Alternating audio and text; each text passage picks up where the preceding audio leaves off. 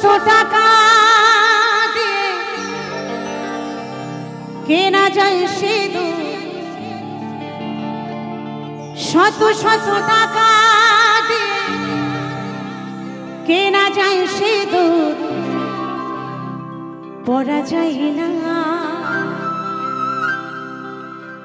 যদি কপালে না লেখা থাকে তা।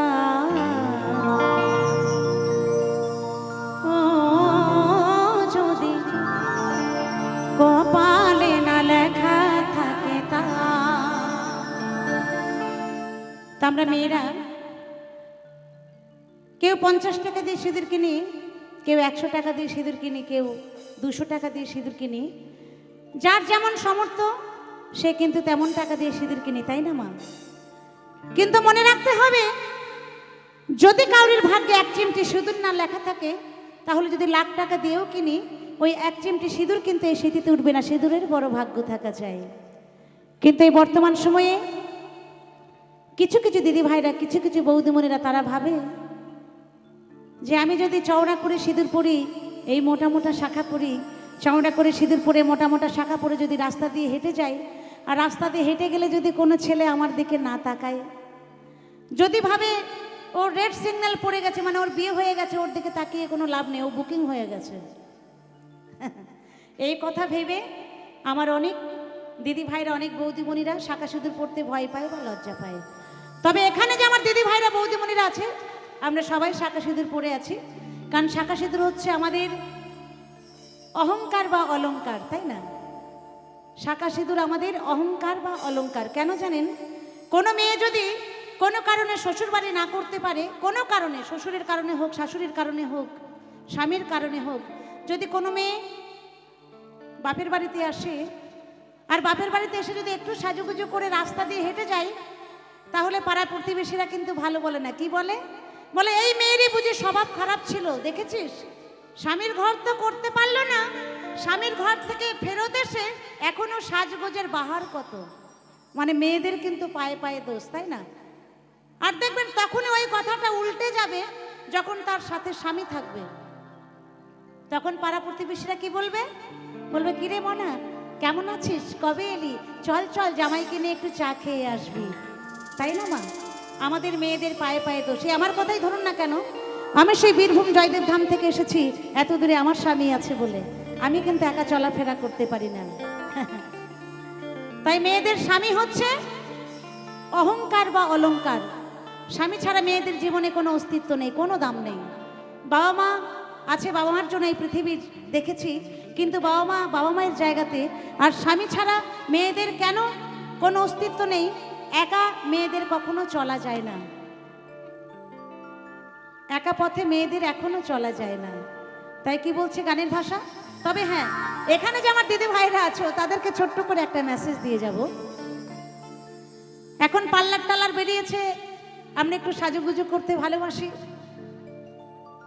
যতই আমরা সাজগোজ করি না কেন, পার্লারে চুল টুল বাঁধি না কেন, সবসময় লক্ষ্য রাখতে হবে সিঁদুরটা যেন নাক বরাবর সোজাসুজিই থাকে। আমাদের সিঁদুর যেন সাইডে না হয়ে যায়। আপনি সিঁদুর যত সাইডে পরবেন, আপনি সিঁদুর যত সাইডে পরবেন, ভাববেন আপনার স্বামীকে আপনি তত সাইড করছেন, কিছু করার নেই। তাই আরো গানের ভাষা কি বলছে? যদি কপালে না লেখা থাকে তা।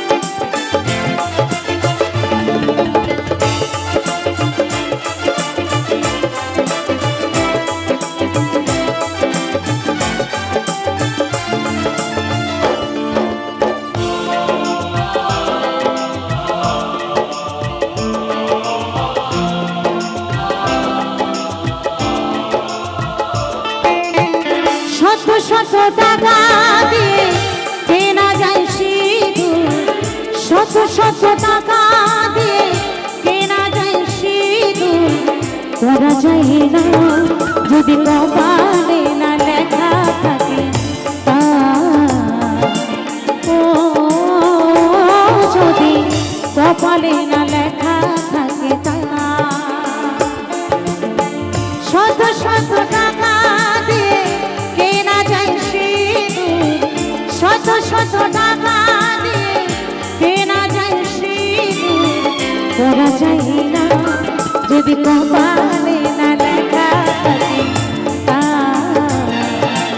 ও যদি কপালে না লেখা থাকে তা।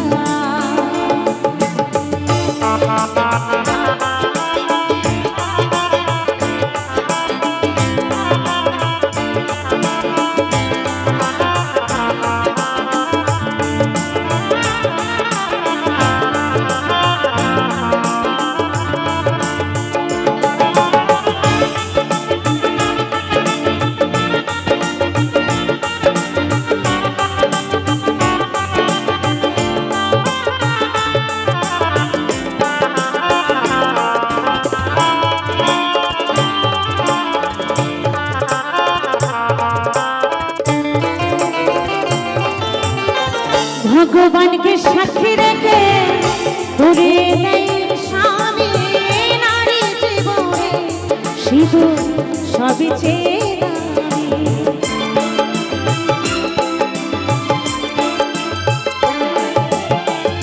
ভগবানকে সাক্ষী রেখে ধরে দেয় স্বামী, নারী জীবনে সিঁদুর সবই চেয়ে দামি।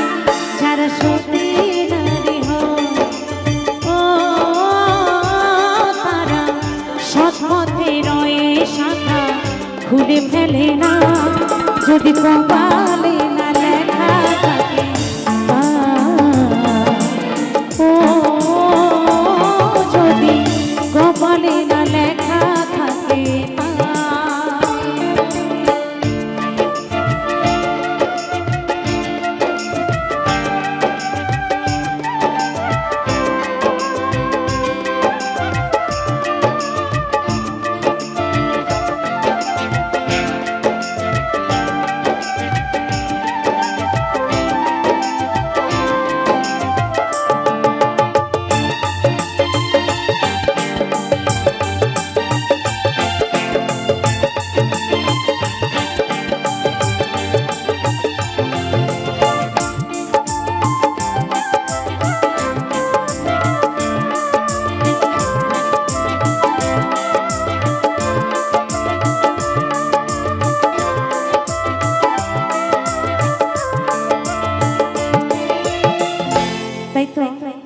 বিশেষ কারণের জন্য কিছু কিছু দিদি ভাইরা শাখা সিঁদুর পড়তে ভয় পায় বা লজ্জা পায় বা পড়ে না, একদম বিশেষ কারণ।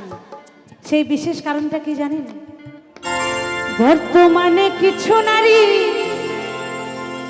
সিঁদুর পড়তে লজ্জা পায়, নতুন নতুন নাগর খোঁজে আই বুড়ো ভাব দেখায়।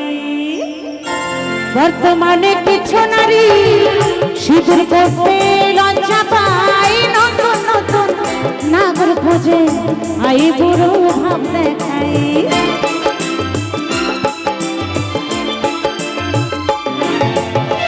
বর্তমানে কিছু নারী সিঁদুর পড়তে লজ্জা পায়, নতুন নতুন নাগর খোঁজে আই বুড়ো ভাব দেখায়। শোভন তাই বলে ও যৌবন পোড়ালে তখন ঘরে স্বামীর পা, যদি কপালে না লেখা থাকে তা, ও যদি কপালে না লেখা থাকে তা। শত শত টাকা দিয়ে কেনা যায় সিঁদুর, শত শত টাকা দিয়ে কেনা যায় সিঁদুর, করা যায় না যদি কপালে না লেখা থাকে তা, ও যদি কপালে না লেখা থাকে তা, যদি কপালে না লেখা থাকে তা, ও